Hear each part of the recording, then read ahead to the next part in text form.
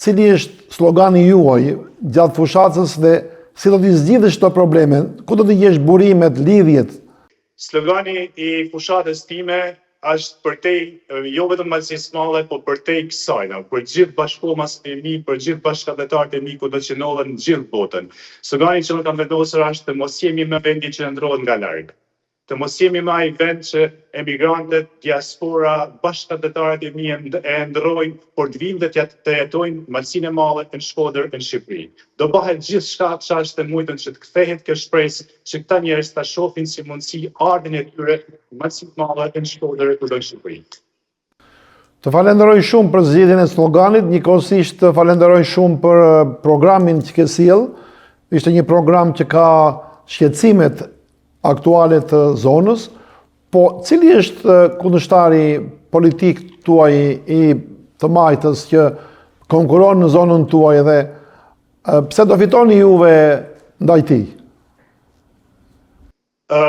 Kundërshtarët e mi politik janë disa malësorë që unë i respektoj mas shumti, i vlerësoj mas shumti, nuk kam asë një lloj gjaje që unë t'i kundërshtoj sepse partia tyre i ka vendosur për programeje, por unë do ju bëj thirrje malësorëve që të shohin mundësinë për ata njerëz që jetojnë në malësi të madhe, që punojnë në malësi të madhe, që të ardhmen e tyre shohin malësi të madhe, që të bëjnë krahasimin mes njerëzve që vinë malësi të madhe për të marrë një mandat deputeti ose për të marrë një pozicion drejtues. Mirë, të falenderoj. Cili është mendimi juaj për rolin e diasporës në këto zgjedhje dhe cilat janë lidhjet tuaja me diasporën? Jo tani, por dhe më përpara. Unë të rizhova në fillim kur therë 200.000 vetë nga diaspora, realisht janë 246.000 persona që kanë të drejtë votën nga diaspora, e cila kësaj here do të ketë një rol të jashtëzakonshëm në vendimarrjen për sa i përket zgjedhjeve të 11 majit. Ka pak ditë që ka filluar të shkojnë zarfet këtyre njerëzve nëpër shtëpia, kudo nëpër Evropë, nëpër botë, edhe aty tek ju në Amerikë kanë filluar të binë zarfet. Na kemi të pas shumë e shumë kontakte të cilët diaspora jam i binun, se do ketë një rol jashtëzakonshëm kësaj herë për kthimin e Partisë Demokratike në pushtet. E shohin si obligim, e shohin si mision të tyre që kthimi i Partisë Demokratike në pushtet vijë dhe ata të kenë rolin e tyre në këtë gjë. Një informacion nëse juve do ta keni dhe sigurisht do ta keni sepse tashmë i keni hyrë fushatës politike, do t'jeni deputet mbas 11 majit. Ku janë të përqendruar më shumë diaspora e Malësisë dhe kryesisht e zonës ku juve kandidoni? Një pjesë e madhe e malësorëve ku janë regjistruar në diasporë ndodhen edhe në Shtetet e Bashkuara të Amerikës, të cilët do kenë një rol të jashtëzakonshëm kësaj herë në rezultatin e zgjedhjeve të 11 majit. Po kështu, një pjesë tjetër e madhe është edhe kudo në Evropë, sidomos në Itali është një numër i madh i këtyre malësorëve të cilët janë regjistruar për të votuar në zgjedhjet e datës 11 maj. Por për gjitha shtetet e Evropës kanë numër të caktuar, por këto dy shtete, Italia dhe Shtetet e Bashkuara të Amerikës, kanë një numër më të madh se shtetet e tjera. Unë vlerësoj shumë dëshirën tuaj dhe unë t'jap hapësirë edhe sot edhe herë tjetër kur duash që juve të komunikoni me diasporën sepse ndjemi edhe ne të respektuar nga ana juaj. Pra, pavarësisht sjelljes të partive, juve si individ e vlerësoni diasporën. Cili është programi juaj për diasporën? A keni juve diçka specifike? Më lejo të data e pyetja e parë që bën e nderuar për sa i përket numrit të pak të regjistrimeve të diasporës. Ndoshta është kanë hera e parë dhe mungesa e eksperiencës nga shumë politikanë të ndryshëm, ndoshta ka ndikuar. Por të siguroj ty dhe gjithë kanë tjetër sepse në zgjedhjet tjera do ketë jo këtë numër, jo këtë shifër 246.000 të regjistruar nga diaspora, por do ketë një numër jashtëzakonisht shumë më të madh. Kjo më e thashë që gjykoj si ndoshta mungesë eksperiencës së këtyre politikanëve që kanë hera e parë, por herës tjetër do ketë një numër të jashtëzakonshëm. Dhe diaspora do jetë ajo që do ketë fatin e vendit në dorën e saj. Jam i bindur për këtë gjë, diaspora do të ketë fatin e vendit në dorën e saj. Dhe ne do bëjmë gjithçka që këta njerëz që janë regjistruar, që kanë një rol të jashtëzakonshëm, që kanë ndihmuar shumë familje në Shqipëri, të kenë ndihmën e tyre edhe në politikën në Shqipëri. Unë nuk do të bëj debat me juve se unë kam respekt paraprakisht, kemi komunikuar, kemi biseduar së bashku para se të bëjmë bisedën, por njëkohësisht edhe kam parë prononcimet tuaja, janë ekselente, janë bashkohore, ke zgjedhur një stil shumë të zgjuar e të suksesshëm, edhe kam besim se do të jesh fitues. Por nuk e kanë nga mungesa e eksperiencës këto partitë. Këta kanë eksperiencë shumë, nga që kanë eksperiencë e bëjnë të sillen me diasporën, sepse diasporën e kanë miell për 35 vjetë. Vetëm kanë marrë benefitet e diasporës dhe si kanë dhënë asgjë, pse të mos i japësh respekt për votën.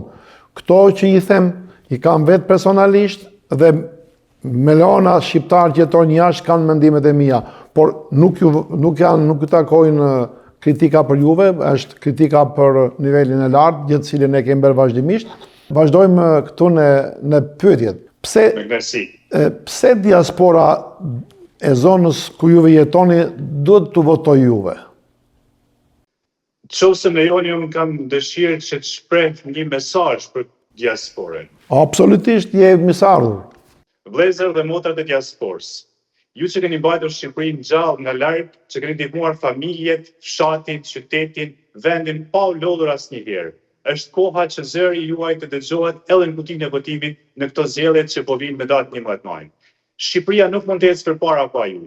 Malësia Malle, Shkodra dhe gjithë qarku jonë nuk ka të ardhme pa ndihmën tuaj, eksperiencën tuaj, hallin dhe për problemet që ju i keni has, ju janë shqetësimet tona, vizionin tuaj. Prandaj, këto zgjedhje, ju bëj thirrje të bashkoheni me ne, bashkoheni, na ndihmoni me eksperiencën tuaj, mendimin tuaj, votoni, ndikoni, bashkoheni për një Shqipëri që nuk braktiset, por ndërtohet.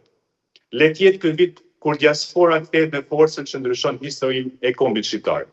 Shumë faleminderit, është një thirrje të cilën prek zemrat, nostalgjinë, detyrimin që kemi neve si diasporë, edhe të falenderoj për këtë azhonim dhe respekt që juve na jepni neve, edhe ne do t'ja kthejmë me votë, pasi njerëzit që komunikojnë, njerëzit që na duan, ne duhet t'i votojmë.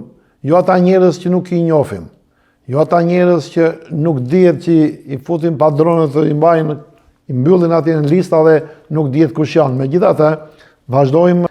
Zoti Markaj, kam një pyetje që kërkon 2 përgjigje. Pasi ka 2 opsione. Opsioni i parë është ju do të fitoni më 11 maj, fiton dhe PD-ja. Si do të zgjidhni këto probleme që keni në zonën tuaj duke qenë pushtet PD-ja? Dhe nga ana tjetër, nëse absolutisht ju fitoni, nuk fiton PD-ja, larg qoftë fiton PS-ja. Si do të zgjidhni juve problemet kur në pushtet do të jetë PS-ja? Pra, deputet juve në zonën ku keni vendosur kandidaturën, si do të zgjidhni këto në 2 rastet? Në lejoni t'i përgjigjem pyetjes suaj me kënaqësi më të madhe. Unë jam i bindur se kësaj here Partia Demokratike do vinë pushtet. Nuk ka asnjë lloj rruge tjetër, nuk ka asnjë lloj mundësie tjetër.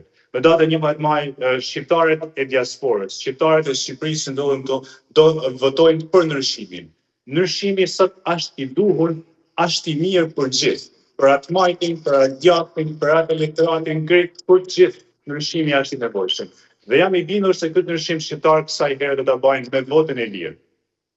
Dhe unë do bëj gjithçka që këto pikat programit që janë vendosur nga Partia Demokratike dhe unë si kandidat, me zërin tim në Parlamentin e Shqipërisë do kërkohet me ngul zgjedhja e halleve, problemeve të ndryshme të kësaj zone, të këtyre banorëve.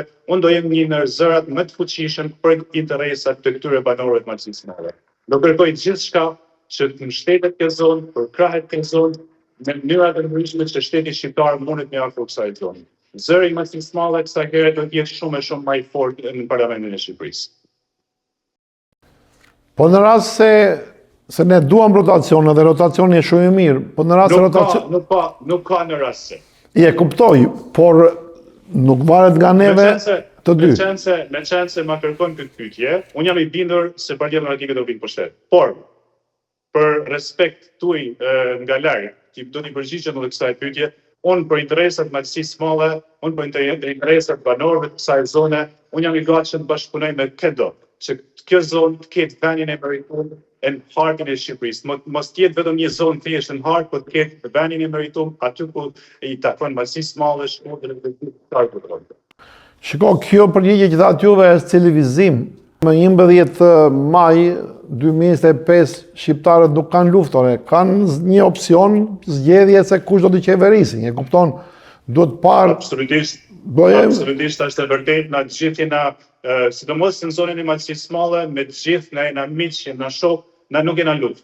Jena në zgjedhje ku malësorët do dinë zgjedhjen. Cilët janë preferenca juaj, pavarësisht politikës të partisë? Preferenca tuaj për partnerët ndërkombëtar të Shqipërisë, cilët janë? Shqipëria historikisht partneri kryesor ka pasur Shtetet e Bashkuara të Amerikës. Dhe jam i bindur se Shtetet e Bashkuara të Amerikës kanë pas një rol të jashtëzakonshëm në Shqipëri prej vitit 91 e deri më sot. Dhe këtë herë do ta përkthejnë edhe me një mbështetje edhe më të madhe me ndihmën për të ardhur pushtet Partia Demokratike. Roli kryesor i Partisë Demokratike ka qenë jashtëzakonisht një në rolet më të mëdha që ka pas një bashkëpunim me Shtetet e Bashkuara të Amerikës, po kështu edhe me Evropën. Ne jena dëshmitar për liberalizimin e vizave, jena dëshmitar për futjen e Shqipërisë në NATO, e cila ka qenë Partia Demokratike atë kohë në pushtet dhe ka pas një rol jashtëzakonshëm, një mbështetje jashtëzakonshme si nga Evropa, si nga Shtetet e Bashkuara të Amerikës. Por Shtetet e Bashkuara të Amerikës jam i bindur se kanë një rol jashtëzakonshëm në Shqipërinë tonë dashur. Cili është mendimi juaj për shqiptarët që jetojnë jashtë Shqipërisë, por që janë në Ballkan, Maqedoni, Kosovë dhe në Malzi? Për mua janë gjithë shqiptarë. I respektoj. Unë shpeshherë biles i vizitoj këto zona me dëshirën më të madhe e madhe, sepse njihem si në shtëpinë time. Dhe është përtar keq se këta kanë me jashtë këtyre treva, nuk duhet bëhem as populist, nuk duhet bëhem as një politikan i cili mundet me folë për Shqipërinë e madhe si diskutohet shpeshherë, por për mua këta janë gjithë shqiptarë. Unë të falenderoj që ishim së bashku, nëse ke diçka tjetër për të komunikuar me shikuesit tanë, urdhëro, kamera është për juve. Faleminderit të nderuar dhe edhe një thirrje ju bëj të gjithë diasporës, votoni masivisht.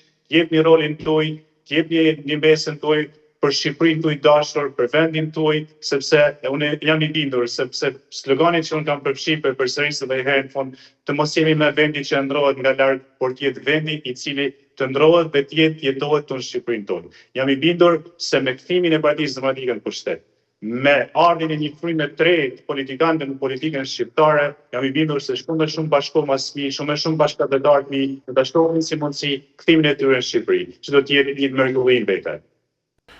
Unë do të falenderoj shumë për prezencën tuaj që ishit në televizorin shqiptar të Amerikës, edhe pse ju kërkoni votat, unë e marr si suport, respekt që ju i bëni diasporës, edhe ne meritojmë respektin, por nuk ne japin gjithë, edhe ju si pjesë e iniciativës që respektoni diasporën, ne ju falenderojmë dhe mundësinë e parë që kemi do t'ja u kthejmë me votë. Në surprise për mua edhe kënaqësi nga ana tjetër që pata mundësinë të intervistoj juve me këtë mënyrë, me këtë kulturë që folët, edhe ju falenderoj shumë, edhe ju uroj suksese, edhe mendoj se 100% do t'jeni fitues në 11 maj, edhe do t'ju urojmë, nëse nuk takojmë gjatë këtyre ditëve, edhe në qoftë se keni një komunikim tjetër gjatë këtyre ditëve që vinë, jemi të hapur, telefono edhe je i lirshëm, ke hapësirë